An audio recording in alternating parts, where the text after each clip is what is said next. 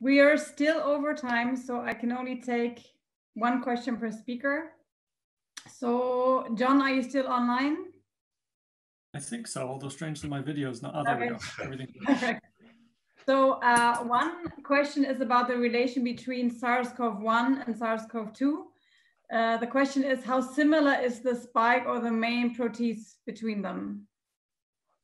They are extremely similar. I forget the exact number, but it is, I feel like it's 76%. So there's a lot of similarity. I think many of the structural conclusions, certainly at the level we can currently do structure prediction, are very transferable. That's one of the reasons we weren't even really thinking that much about it. Like the structures that came out really didn't contain a lot of surprises because we knew so much from the previous SARS structures on the spike.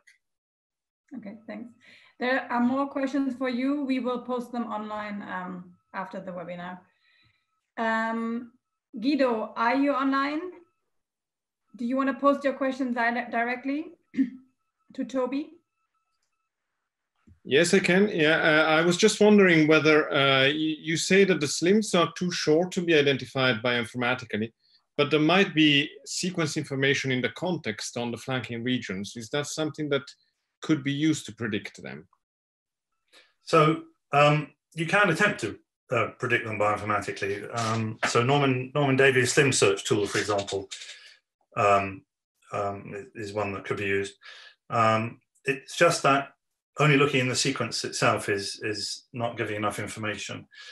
And they vary in complexity. The ones which have only got 2 conserved or semi-conserved positions, I mean, these are coming up every few hundred residues.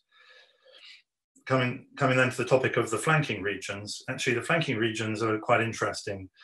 They are often weakly conserved, but they are often involved in the regulation of the, if you like, tuning of the binding affinity of the motifs. So many of them, there's often phosphorylatable residues, for example, which might either increase or decrease the affinity of the interaction. So we can see sort of even rheostatic effects in there. So, but if you do want to try to predict them, then you do need the contextual information. I think there's no other way. All right, thank you. Yeah, so thanks to both of the speakers again.